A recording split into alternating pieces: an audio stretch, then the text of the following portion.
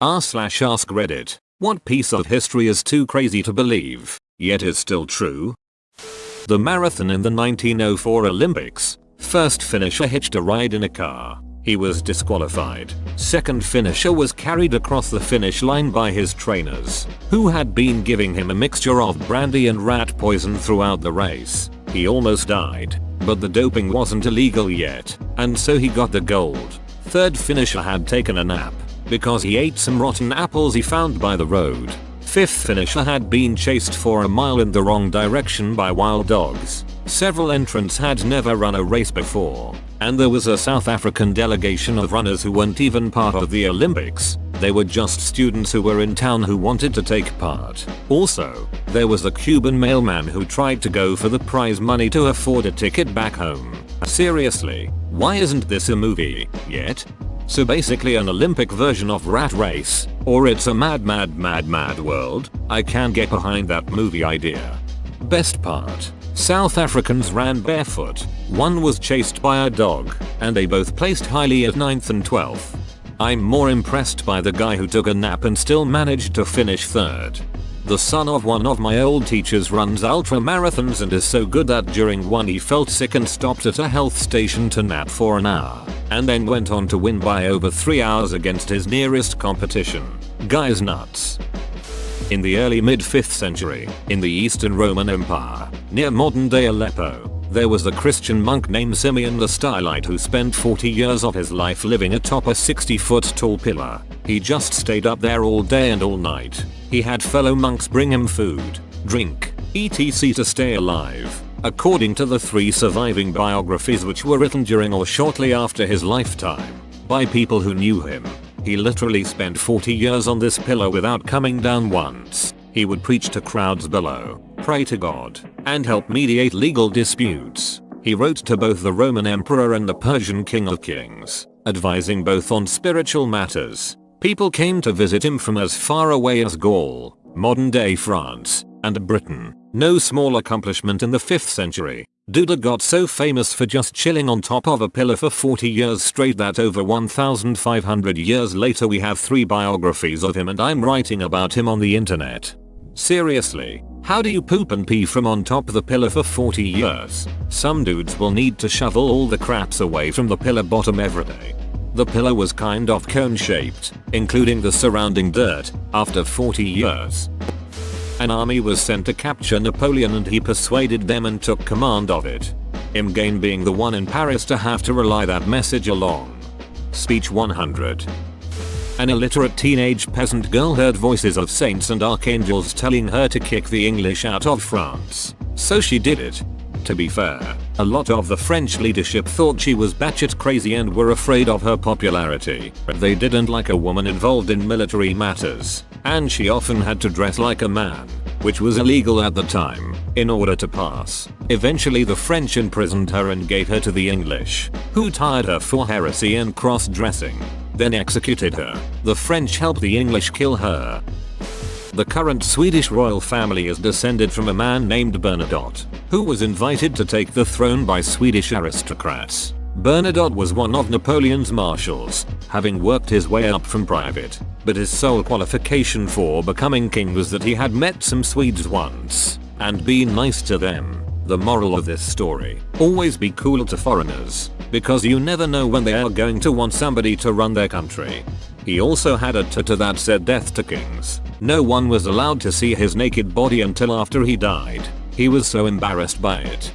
He also attacked Napoleon later on because he told him that his allegiance was no longer to him but to the people of Sweden. Napoleon was quite furious. Pope Saint Leo met alone with the Hunnic armies just about to sack Rome. Nobody knows what he said to Attila, but it made him take his massive army and turn it around, leaving the Roman Empire for the time being, saving Rome and its inhabitants from God knows what. He rolled a natural 20. It's not surprising. Gods always do. In reality, the Huns had just sacked and completely demolished Aquileia, so they had tons of gold and were probably paid off with a little more. Also, they most likely were dealing with famine since they didn't have great supply lines like the Romans did. Not that he isn't brave for confronting Attila, but in reality it was more likely that external factors led to the Huns' retreat opposed to some divine intervention and words from a pope. As I understand things, the Horde would often give people the option of paying them off instead of taking the sacking. The personal accounts of the First World War. Out in no man's land, the sun swelled up the dead with gas and often turned them blue, almost navy blue. Then, when the gas escaped, the bodies dried up like mummies and were frozen in their death positions. Sitting bodies, kneeling bodies, bodies in almost every position, though most lay on their bellies or on their backs. The crows pecked out the eyes and rats lived on bodies that lay in abandoned dugouts. These rats were very large and quite fearless, their familiarity with the dead having made them contemptuous of the living. One night one fell on my face in a dugout and bit me. Where we fought several times over the same ground, bodies became incorporated in the material of the trenches themselves. They were putrid, with the consistency of camembert cheese. I once fell and put my hand right through the belly of a man. It was days before I got the smell out of my nails. The accounts are insane. Here is another story for your interest. The Battle of Passchendaele was known for its mud. In a record instance, as a troop of soldiers were approaching the front, one of their members fell off the boards they were walking on and into the mud. He sank to his thighs and couldn't free himself. His comrades threw him a rope which he secured under his armpits. However, despite their best efforts, the comrades were unable to free the man in the mud. Although the man was less than 5 feet from the safety of the board and holding a rope, no effort could free him. Eventually an officer forces the stuck man's comrades to move onto the front. After their rotation on the front, 4 days, the same troop retreated along the same path. Returning, they passed the stuck man who was still alive. He had been driven mad by exposure, raving as they passed, and had sunk up to his neck. The soldiers kept moving, leaving him to die. Listen to Dan Carlin's Hardcore History podcast Blueprints of Armageddon if you wish to learn more about World War I. Damn, why not just put him out of his misery? Eventually they started doing that with the soldiers who became trapped in the mud. Passchendaele was one of the most horrific battles of the most horrific war in history. The Dancing Plague. It's so ridiculously hilarious. People danced for days. I think it lasted over a month, and eventually died of heart attacks, exhaustion, or strokes. They just couldn't stop. Holy shit, this is real. It seems like a bunch of people ate acid for the first time and had an impromptu music festival. The leading theory is actually ergot, a fungus that can cause hallucinations and erratic behavior, that infested the wheat harvest. Interestingly enough, certain kinds of ergot are the source of a chemical used to make LSD. One of the greatest natural disasters in human history was the flu between 1918 and 1920.500 million contacted it, and 100 million, 5% of the world population, died. This came right after 20 million people had died in World War I. Technically it happened during it, but due to the media blackout in the countries at war, it wasn't reported or made known to the world's media for fear it would be picked up by the enemy. Spain was a non-combatant country and thus there was no media blackout, hence the term Spanish flu. We went to the ducking moon and came back. Then we went back up with a car and did donuts on the ducking moon. And played golf on the moon. A British Army officer fought World War II armed with a longbow, bagpipes and a sword and actually killed a German staff sergeant with an arrow. Mad Jack Churchill.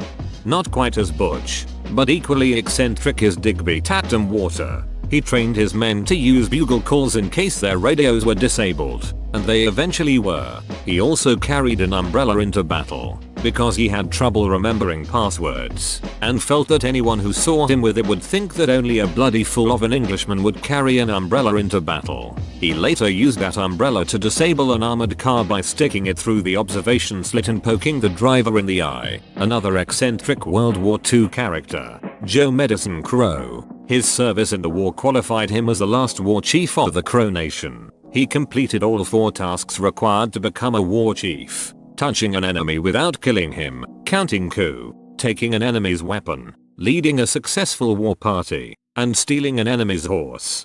On a related matter, Lieutenant Colonel A.D. Wintle, among other things, he signed his own arrest warrant for attempting to steal a plane when it was found that he was the highest ranked soldier present at the time, commanded a dying soldier to recover from his terminal illnesses, which he actually did, and lived to 95, and, after being imprisoned in a French garrison, he inspired all 280 men present there to join the French resistance after his transfer by means of insulting their slovenly appearance and demanding that they carry themselves like actual soldiers.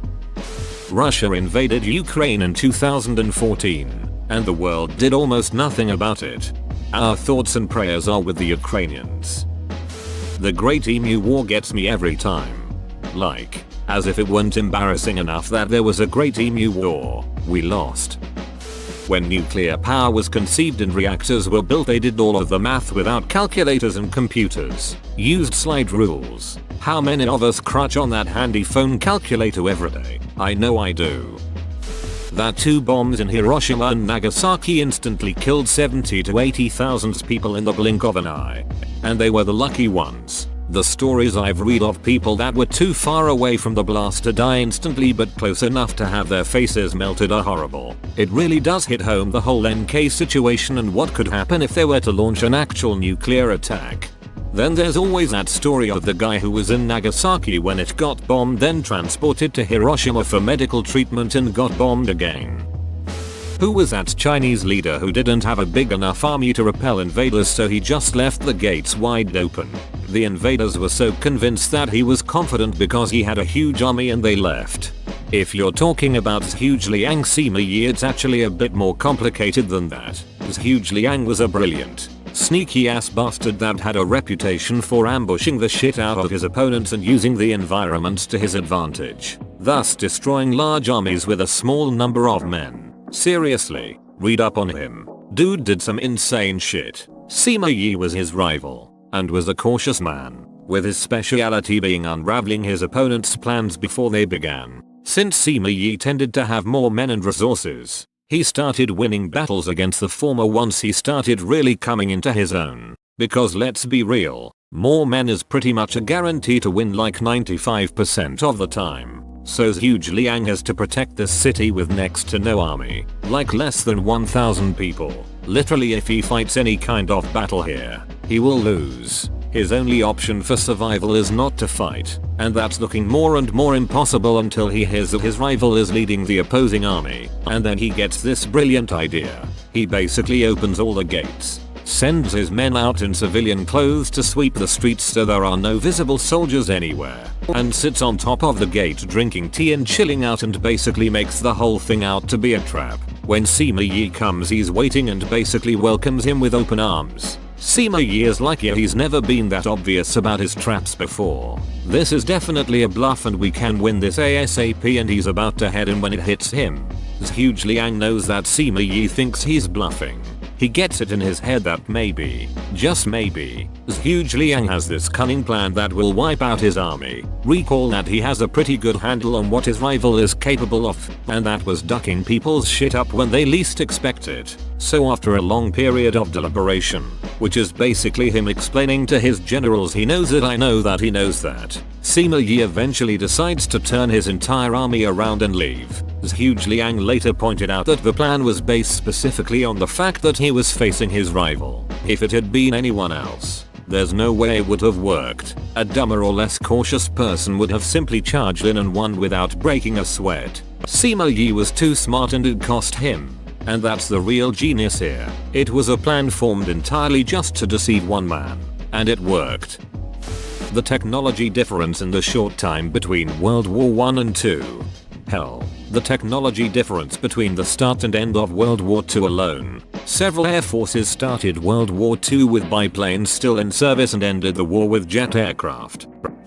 Shortly after the American Civil War, a group of Irish Americans calling themselves the Fenian Brotherhood banded together, sold war bonds, and attempted to invade and hold Canada hostage in an attempt to get Britain to release Ireland. There were 5 major raids. Of those raids, the Fenians actually won 2 battles and briefly held Canadian territory. After the first raid, The United States Navy cut off their supply lines and the Fenians were forced to retreat back to the US. The second raid was a comedy of errors perpetrated by the Canadian militia and British Army. Essentially, the Queen's Own Rifles, who were a ragtag militia at the time, met the Fenian Brotherhood's army and exchanged fire for a brief period. Not long after, the British Army arrives. The Queen's Own Rifles retire from the field to give room for the British regulars. Mistaking this as a general retreat, the British Army also retires the field. The rest of the raids essentially follow a pattern of the Fenians exchanging useless fire with the Canadians British, then going home.